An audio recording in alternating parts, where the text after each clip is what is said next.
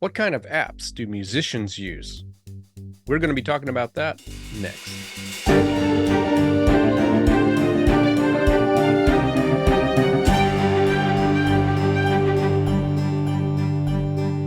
Hello and welcome to the Musician Toolkit, episode number 29. I am your host, David Lane, and it is great to be with you once again.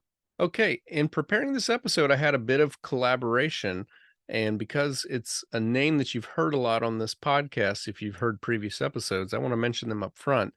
There's a Facebook group called Fonz Family. And yes, that's people who use the Fonz app that I have mentioned that's on my show notes that can help you with your admin and payment for your studio of any kind. And I keep that in my show notes. But probably for a full year before I even started using the service myself, I was part of the Facebook group, which might be one of the most positive, beneficial Facebook groups that I know. You don't get the sarcasm and the demeaning and a whole lot of off-topic things in there. You get encouragement, you get practical advice, and that related to the people who use the apps, not just information about the app itself. So I've already used the magic word several times in this episode, and that is app, short for application.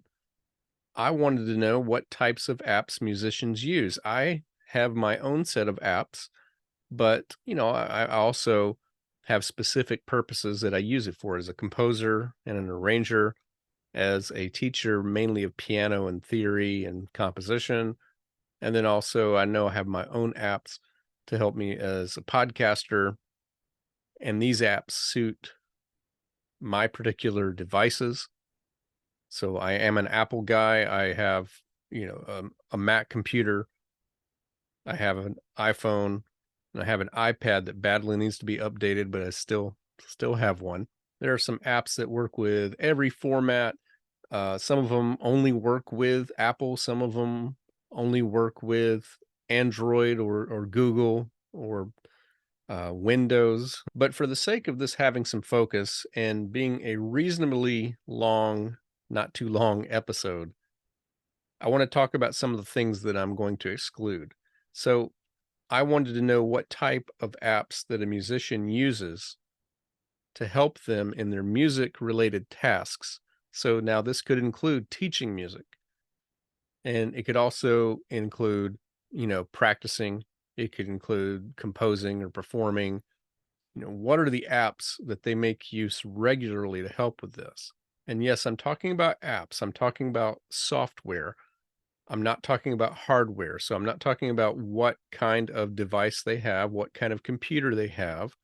If you look around in my studio, I have an audio interface, I have a keyboard, I have two webcams, I have a lot of hardware, and I consider that gear. That's not apps. We're not talking about that. I have a piano.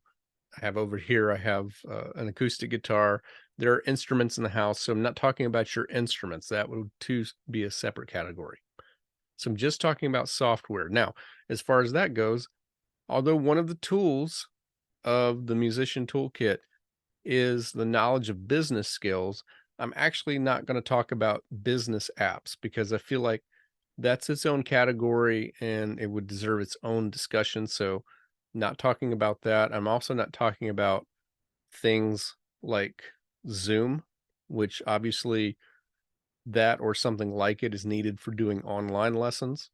So, I'm going to narrow it down to just a few other categories, but there are quite a few apps.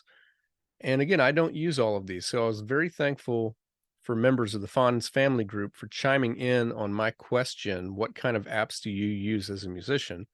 Because they gave me a lot of ideas and some things that I didn't know were out there that I was able to explore in preparing for this episode.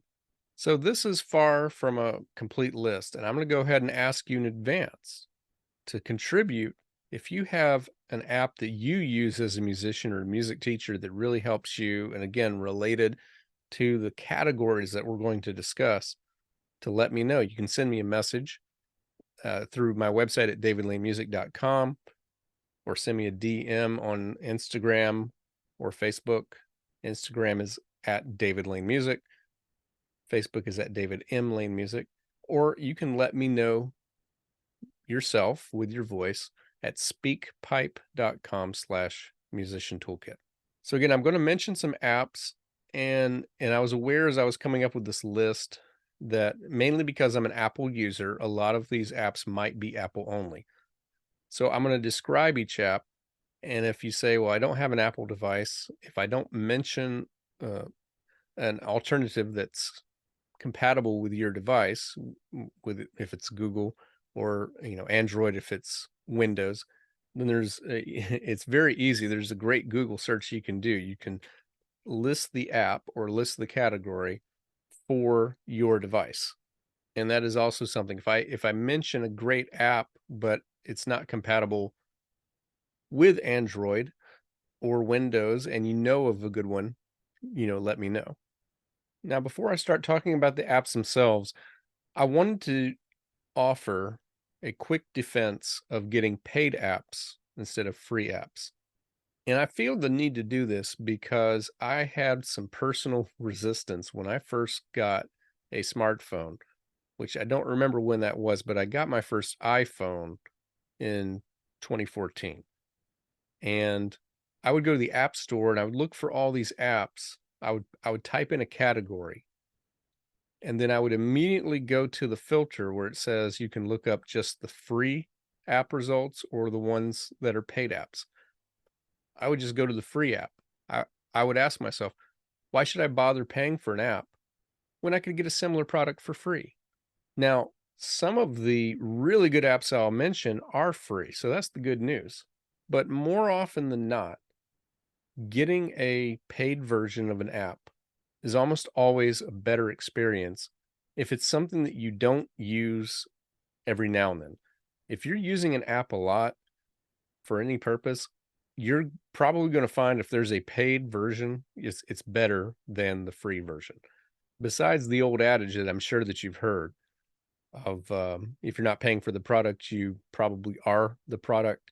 It's not just philosophically trying to avoid that whole dynamic of it, but there are 5 reasons that I now prefer paid apps to free apps in most cases. So the first thing is paid apps don't have ads. Now, you may think that you don't mind watching a 15 or 30-second clip every time you want to use a feature, but this is not an efficient use of your time. And it's also it can be distracting if you've got something scrolling along the bottom, and you go to click your start and stop button, if it's say a metronome app, and you accidentally click on an ad and it opens up your browser. Now you have to deal with that. So paid apps usually don't have ads. So that's one reason I like them. The second is that free apps are often limited in features.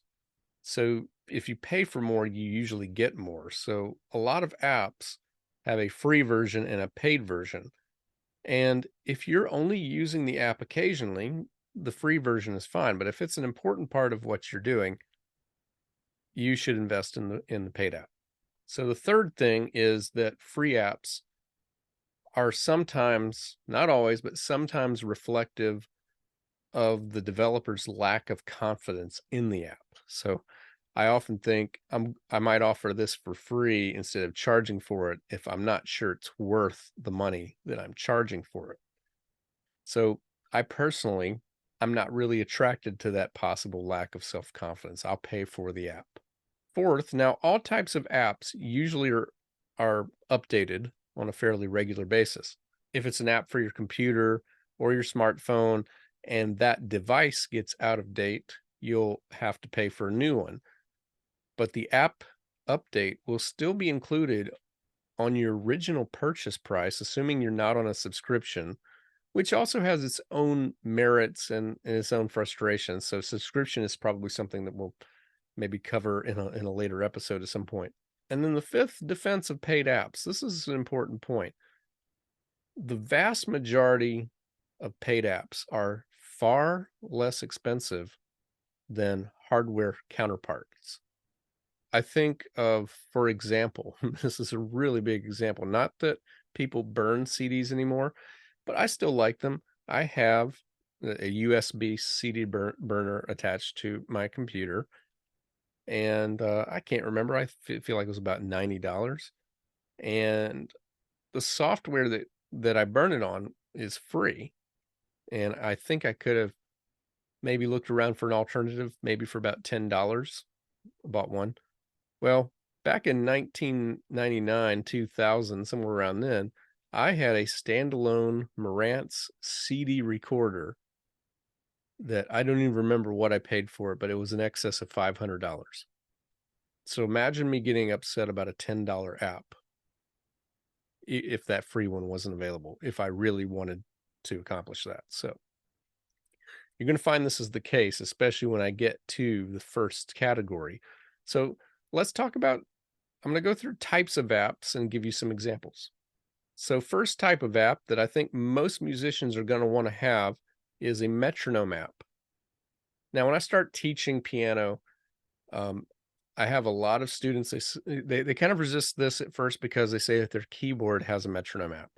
Well, your keyboard's metronome app is probably very limited. It probably goes up and down, but it might not even tell you a display of what the tempo is. Be you might be on 80, you might be on 100, unless you get out your stopwatch and count, you might not know for sure. So any tool that you use should make your job easy. It should be something that's basically doing a lot of work for you so that you can spend more energy doing the thing that you mainly want to get done, such as improving your music to make it better. So this is a great example of an app, even when you pay for it, costing far less than its hardware counterparts. So when I started teaching in the year 2000, and I would say for that first decade, one of the first things that I would tell you if you took a lesson with me on the very first day is that you need a metronome. And if you were on a budget, I would give you a model that you could spend somewhere between $15 and $20 on, and it wouldn't do much. It would keep a steady beat. It would have one type of sound, one volume that's not very loud. It would speed up and slow down, which is important, but would often do that by predetermined increments, much the way that a physical metronome would do. You slide it up, it goes from 60 to 63. If you want 61 or 62, you really can't do that. It goes from 120 to 126. So if you want 124, that's not a possibility. It would probably have one or two meter patterns. So you could probably hear a 3-beat pattern or a 4-beat pattern. So maybe a few choices, if you have any at all, for a $15 to $20 metronome.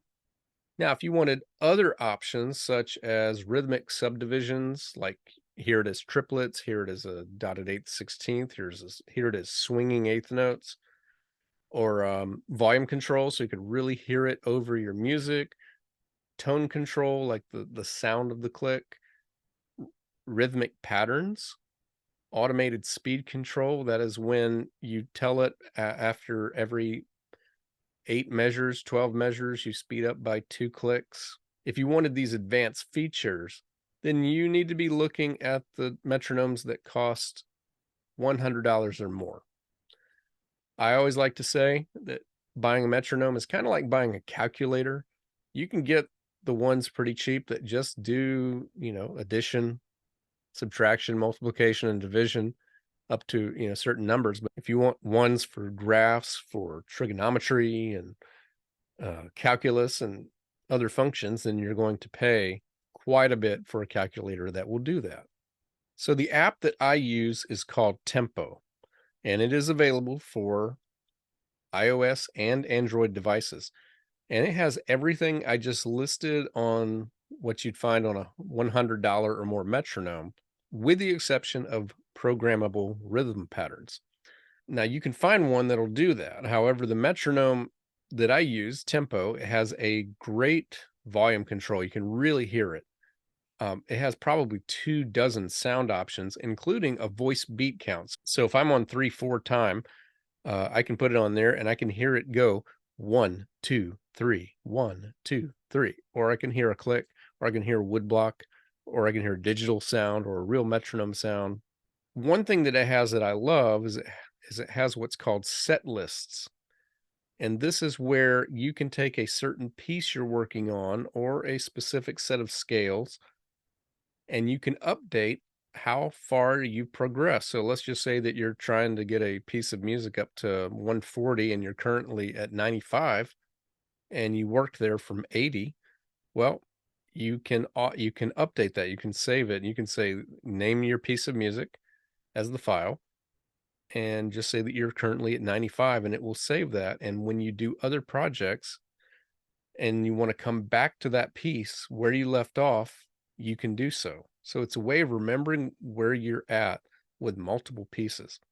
I'm going to go ahead and guess that what this metronome does would be way past $150 back in the day as a standalone. But on the Android app, you get it for less than $2. And on Apple, I think it's maybe $3. It's updated several times, and I keep learning more about what it can do. So that's what I use. Another highly recommended choice is Pro Metronome. Other highly reviewed options are Dr. Beto. Actually, I'm not sure of the pronunciation. It's Betotte, Metronome Plus, and then an app that's kind of a multi-purpose app called Tonal Energy. I'll mention it again in just a moment. Again, I don't know what they cost, but as I said before, expect that many of these apps will require some payment, but it might be less to purchase the app, than it would to go have a meal at McDonald's. The next type of app that you might need as a musician is a tuner. Now, if you play something like piano, where you tend to get a professional tuner, maybe not, but most other instruments, you tune your instrument each time you use it. So if you play an instrument that you have to tune yourself, a tuner app is essential. Now, some of the metronomes that I mentioned before actually include a tuner on it, such as Tonal Energy and Metronome Plus. Tonal Energy, it was recommended as a metronome, but it was highly recommended as a tuner.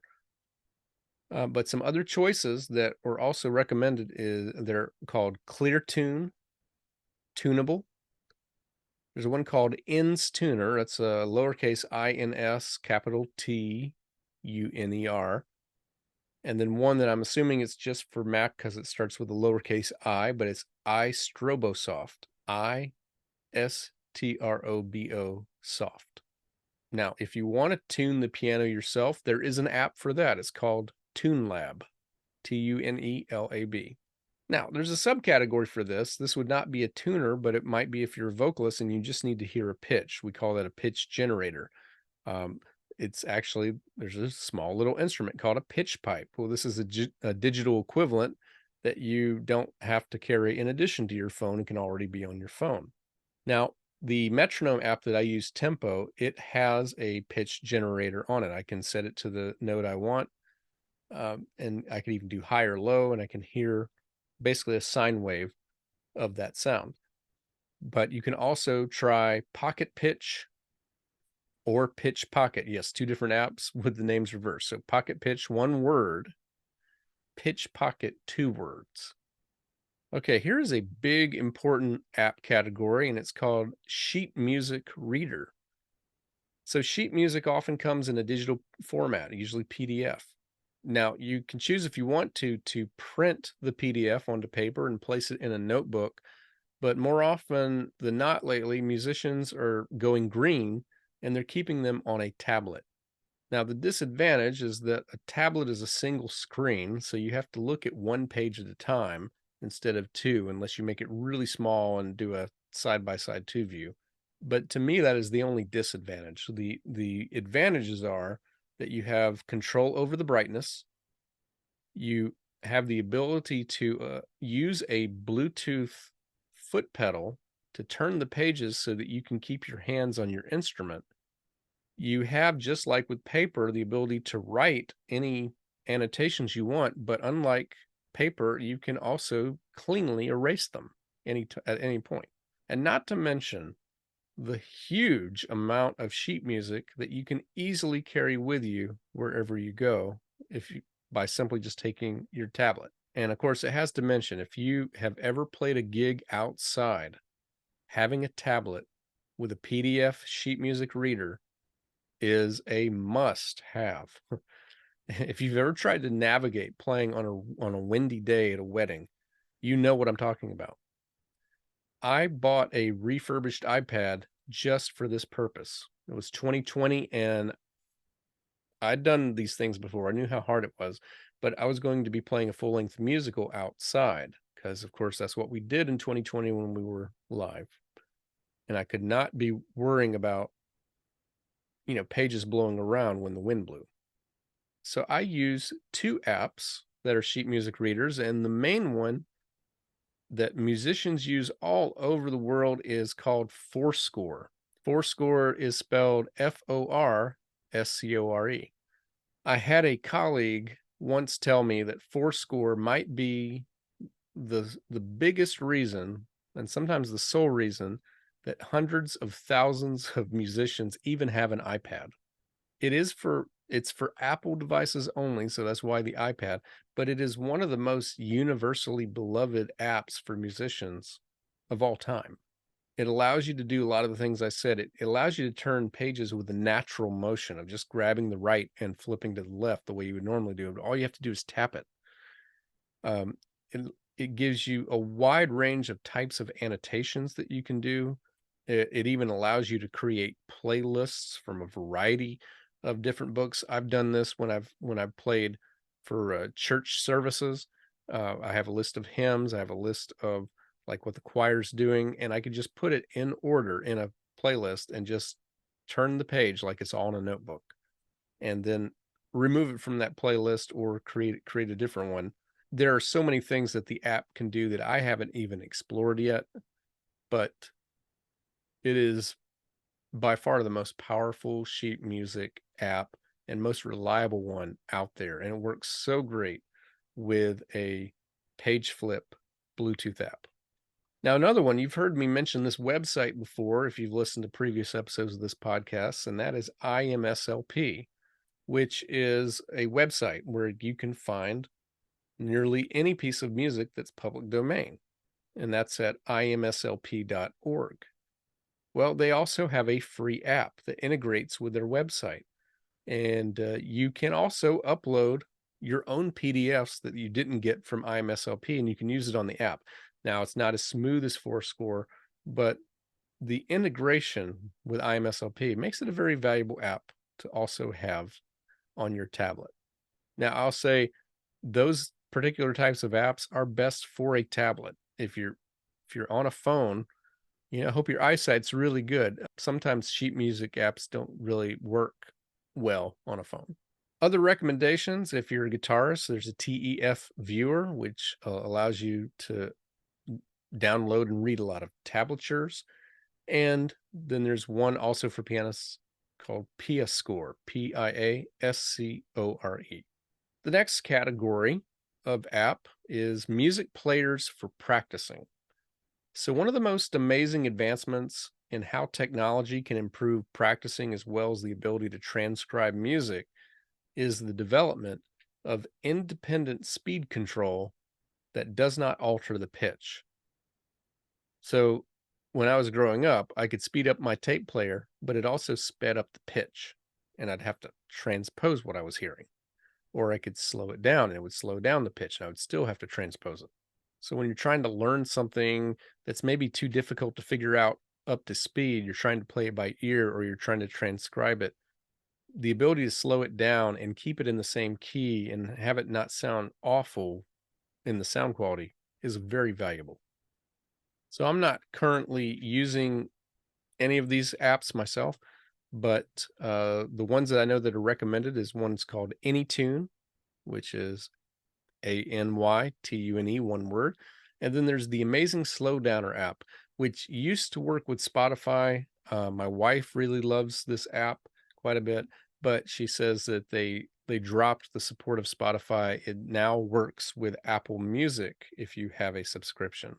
It will otherwise only work with pieces you've downloaded and can play from your music library. Another type of category of apps for musicians would be tutorials for music theory and ear training. Some do both, some do one or the other, but I kind of put them in one category.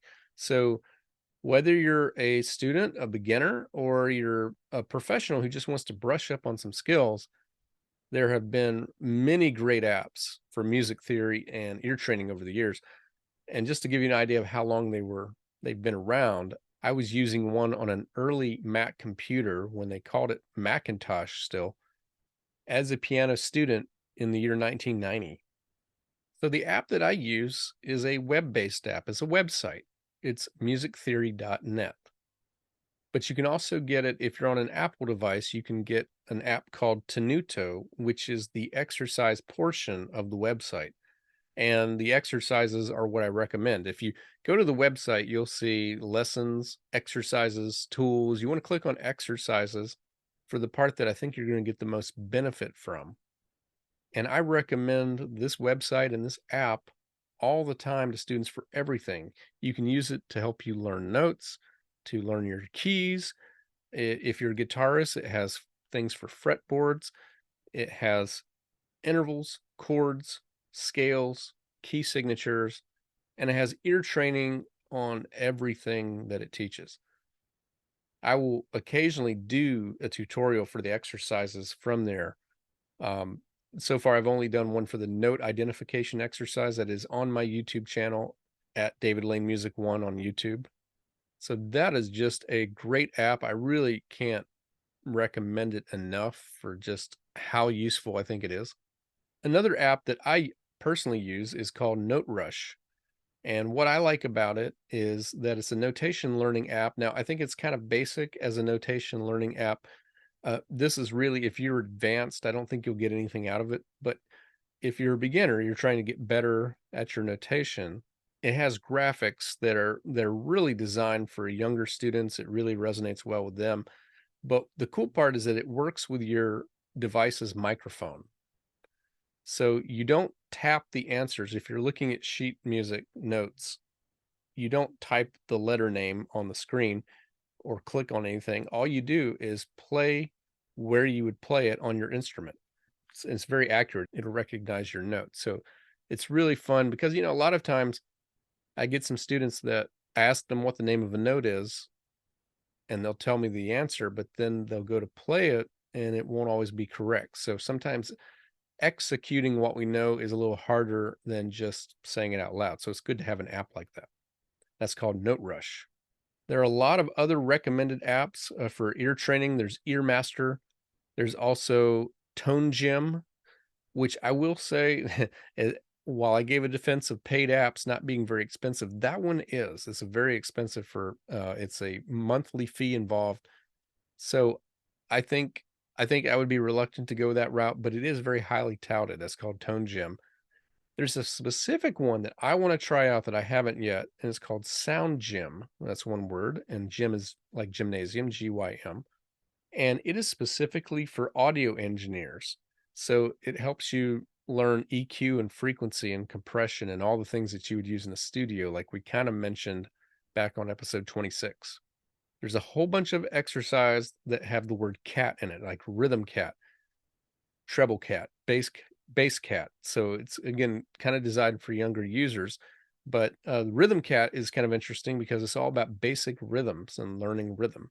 This is a very wide category. I think you could explore app stores for days and find things that'll help you with your music theory or your ear training.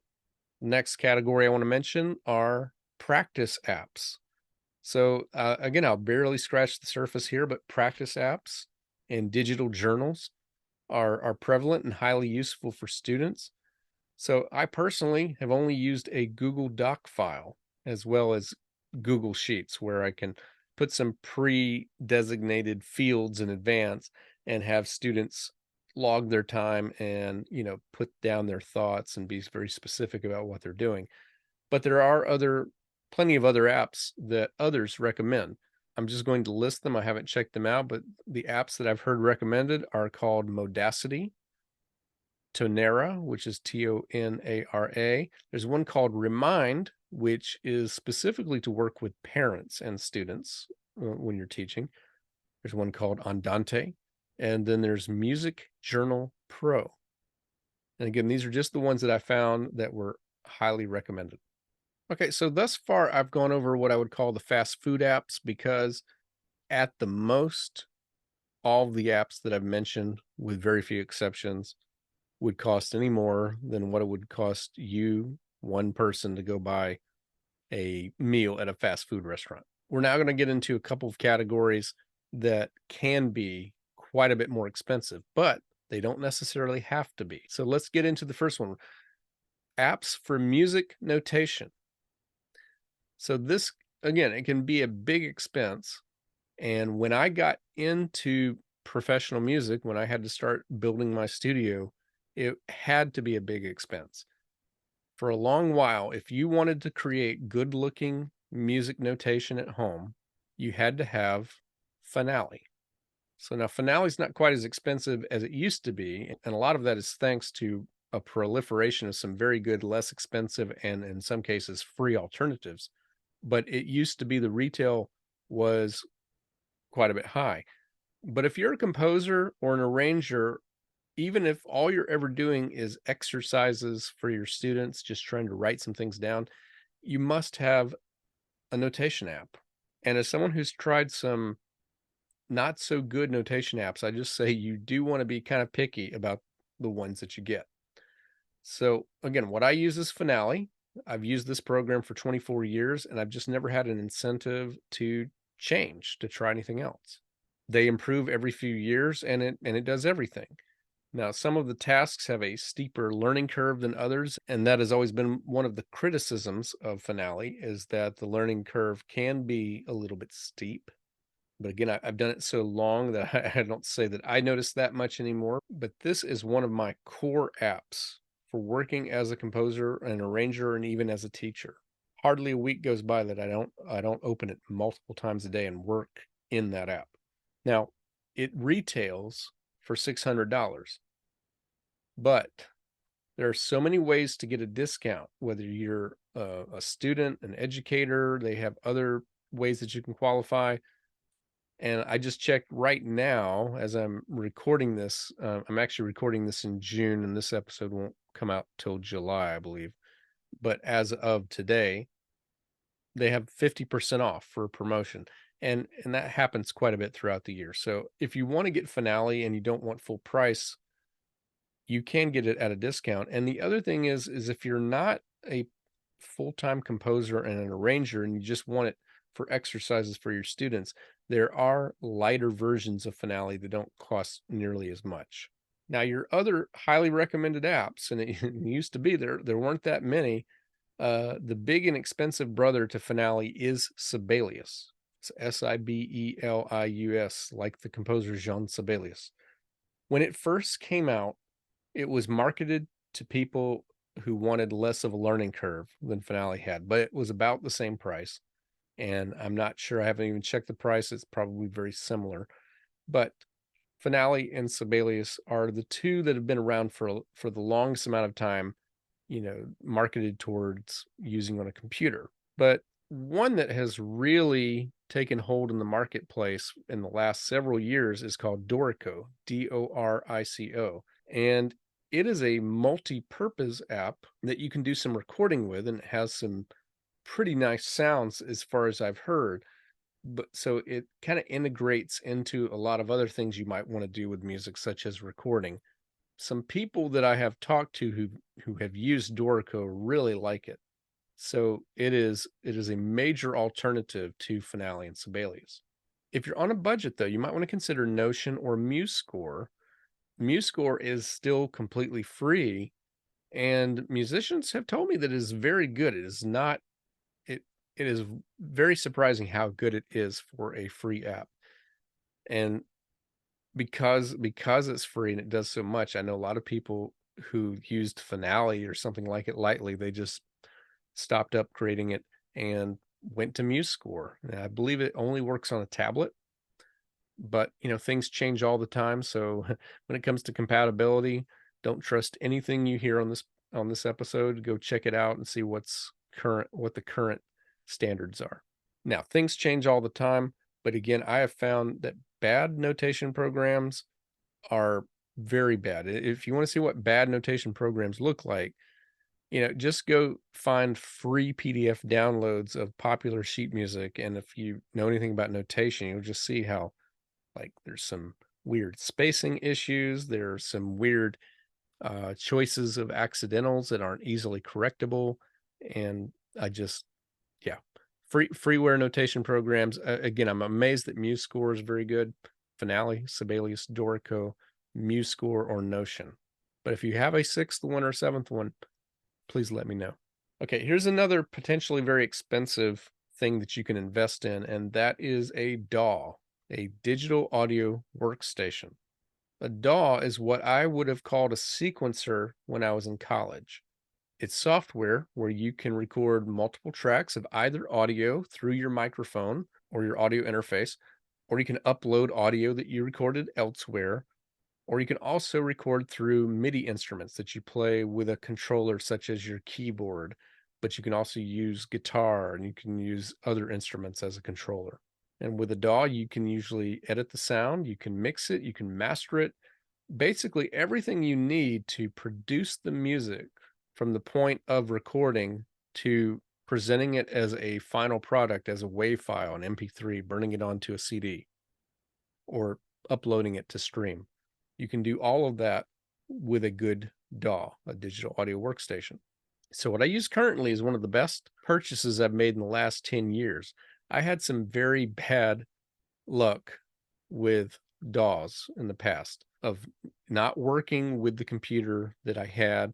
And I've told this before, but one of the best things I ever did was finally listen to what people were telling me. And that is, if you're a composer, Apple makes more consistently better products for what I need. And so I finally got a Mac, and there is an Apple only DAW called Logic Pro. A few years ago, it was called Logic Pro X, and it comes right off the Apple Store. And I believe it's still only $299. I say only because there are some that cost double that. Thus far, it's not a subscription based like some others are, but they update it fairly regularly and often quite impressively. It is one of those apps that when you get into it, it's surprising all the things it can do. It does honestly way more than I think I'll ever need. And they've recently come out with a version that you can have on an iPad Pro as well. But you do need an Apple computer for that. But the thing I love about it is it's very reliable. It almost never crashes. I mean, I've had it for 9 years now, and I think it might have crashed one time in those 9 years. So when it comes to other recommended choices, there's quite a bit to choose. So if you don't have much of a budget for this and you don't really have a high-end need for multi-track recording and editing, like maybe all you want to do is record a demo or perhaps some accompaniment tracks for your students, you might want to choose GarageBand, which is an Apple only device. That's honestly, I'm not sure if it's free or just inexpensive, but it's like a very light version of Logic. It'll do what you need probably, but it won't do, nearly as much as Logic does. But another thing to consider is the program called Audacity, which is a free open source software that works for every platform. Now, you'll be limited in what you can do with those, but it may be all that you need. So, and again, Audacity, if you try it and you don't like it, you're not out any money at all, and you can go try something else. Now, if you don't want to use Logic, some higher end recommendations. The first one, especially if you have a PC, is Cubase, also Pro Tools, Digital Performer, which used to be Apple only, Reason, and again, there's quite a bit more. This is a pretty large category. All right, the last major category I'm going to cover on this list is what we call plugins. So plugins are added elements to programs, and they're sometimes included with the software in order to complete your recording or your mixing experience. So this would be, in all likelihood, the longest list of any category if I tried to name brands. So I'm just going to share a few categories of this type and also just some of what I use. So one type of plugin is what's called a virtual instrument. So in the 20th century, composers and keyboardists wanted to have keyboards that were loaded with sound banks. So strings and brass and electric pianos, they wanted it all right there. And you can still do that if you want. There are plenty of keyboards that are still very popular if you want that onboard all sounds included. But the modern standard is to have a very basic keyboard connected to the computer, and we call that the controller. And sometimes that keyboard doesn't even have any onboard sounds at all. And then you get large collections of instruments that you want as virtual synthesizers that load into tracks on your DAW. Now, as I mentioned, I use Logic Pro, and it comes with, I'm not even sure, 1 or 2 thousand sounds already on there. Now, I don't like all of them, but some of them are pretty good, and I use them as my first choice. But I also personally use instruments from Spitfire Audio, Native Instruments, Aria Player, and a company called 8Dio, which is one word, 8DIO. Previously, I've used East West for one of their sounds, but the sound that I used, it did not keep up with Mac updates, and they have dropped their compatibility with that. So that is an occasional problem that you can run into with these, but it's not happened very often with me. Another type of plugin, especially if you're a guitarist or bassist, is amps and pedals. Now, if you want to play live, you probably have an amp and you probably have pedals. But if you are just going to record into your computer, you really don't need a fancy amp or pedals. Just plug your instrument into your audio interface, record on your DAW, and then load up a virtual amp and pedals. So I use Native Instruments Guitar Rig as my main choice when I have to record guitar parts. And it has hundreds of amp presets of different models of amps. Apple also has an amp designer, and all of these are customizable. Like, you can take the amp designer, you can change the placement of the microphone, you can change the level of your effects. This is something where that virtual is much more powerful than what you can do with hardware devices. And the third type of plugin category that I'll mention is effects. So reverb, compression, gate, delay, EQ, chorus. And a lot of these terms, again, we mentioned on episode 26 of this podcast. But these are all used to create certain manipulations of the sound that you're recording, either from MIDI or from your own audio. Now, you can spend money, sometimes top dollar, for these. And I know, like, your bona fide sound engineers will swear by them, but I have only ever used, and I think I've had success with, just the extensive onboard effects that come with Logic Pro. So even Audacity, which is free, it also has effects on it. It has a whole category of things. You can select your sound and you can change it and undo it if it doesn't work, and try it again. So plugins is a great, highly valuable thing if you're doing any kind of recording. So finally, I'm going to mention a few other musician apps. These are either ones that didn't have a lot in the type of category, or they were ones that are recommended that I don't use much. So I'll just kind of go through these in the order that they came to mind. And the first one is a voice memo or similar. And this is, if you're recording audio, but it's just to hear yourself practice or just to shoot off an idea to somebody, you probably have a device on your phone already just to record yourself. And if you're a student in a lesson, this is a great digital way to record your lessons and refer to them later. There's an app called BandLab, which is a DAW specifically meant for collaboration with a classroom of students or other groups. So it's an educational DAW. There's an app that I use called Mainstage. If you've ever heard Life in the Pit, you've heard it come up quite a bit because it's used a lot in Broadway. It's also used, I know a lot of churches, like with contemporary worship services, use this app. It's an Apple-only software for smoothly programming keyboard patch changes throughout a performance. And you can often just use a pedal to change the patches to link into your keyboard, which links into your computer, and just have a smooth experience in doing really complicated keyboard work with multiple sounds that on a standalone device would be very difficult. There's an app called Bands in a Box that you can use for creating backing tracks to use in a live setting. There's an app called Chordie, that's Chordie, that syncs the image of an animated keyboard with your actual keyboard to allow you to demonstrate pieces live or to record instructional videos.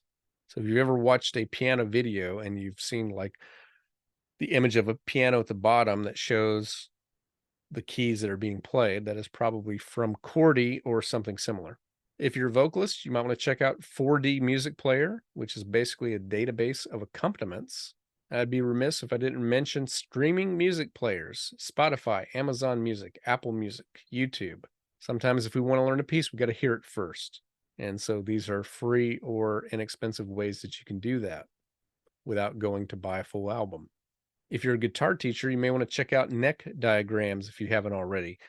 This can help you to show vivid fret charts on your videos, or if you're doing using like an OBS broadcast platform where you can integrate animation and other screens while you're having an online lesson, that is something that you can do.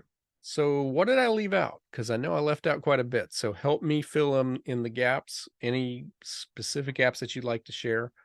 Now, again, I did not share business apps. I did not share social media apps. I also didn't share designer apps like Canva and Adobe. I didn't share video editing apps. We live in a technology heavy world. And if you're like me, you probably have 3, 4, 5 dozen apps that you use in the span of a week for one thing or another. So this is just to kind of help music students, music teachers, and of course, professional performers and composers to have a list of things. In the end, it's not about having apps for apps' sakes, but what makes your job easier? What allows you to do the things that matter most so that you're not having to take so much time on smaller things? That's what you want an app for, to help you do the job well. Now, I just wanted to say, if you're not technologically inclined and listening to this episode, I know that this can be an intimidating topic. So I just want you to keep in mind that this whole list is from a group of people. It's not from an individual. Again, I got most of these that I didn't have myself, a few from some blog posts, but largely from the Fonz family Facebook group. So this came from quite a few people. So of everything that I listed, I probably have experience with about 10% of it. And I have a field of focus that is pretty highly technology dependent.